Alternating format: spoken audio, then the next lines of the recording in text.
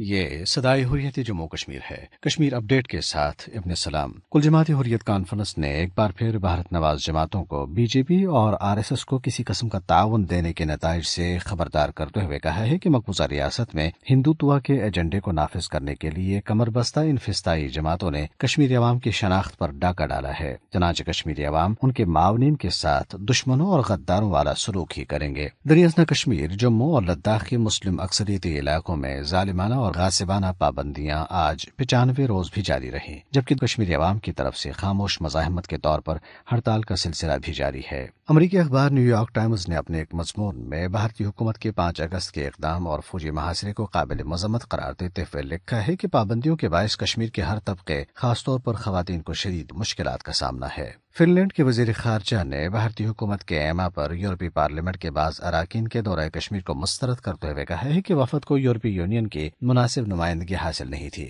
انہوں نے کہا کہ کشمیر کی صورتحال معمول کے مطابق نہیں ہے اور بھارت کو اقوام متحدہ کے مبصرین اور سفارتی مشنز کو مقبوضہ کشمیر کی اجازت دینی چاہیے۔ یہ امر قابل ذکر ہے کہ 2020 تک یورپی یونین کی پریزیڈنسی کونسل کی صدارت فن لینڈ کے پاس ہے۔ بھارت نواز نیشنل کانفرنس کے لیڈر مظفر شاہ، بیگم خالدہ اور مصطفیٰ کمال پر عائد پابندیوں کے خلاف درخواست خارج کی گئی ہے۔ اس موقع پر انہیں گھر سے باہر بھی نکلنے نہیں دیا گیا۔ اس پر رد عمل ظاہر کرتے ہوئے بیگم خالدہ کی بیٹی عالیہ شاہ نے کہا ہے کہ کشمیریوں کا بھارتی عدالتوں سے بھروسہ اٹھ چکا ہے۔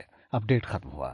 بھارت کی فسطائی حکومت نے 5 اگست کو ریاست کی خصوصی حیثیت ختم اور دفعہ 370 اور 35A کو منسوخ کر کے نہ صرف کشمیریوں کے حقوق پر شب خون مارا بلکہ تمام بین الاقوامی قوانین اور اخلاقی اصولوں کو روند ڈالا۔ اس حوالے سے سنتے ہیں Jammu Kashmir peoples freedom league کے چیئرمین اور حریت کانفرنس آزاد کشمیر شاخ کے سینئر رہنما محمد فاروق رحمانی کی گفتگو۔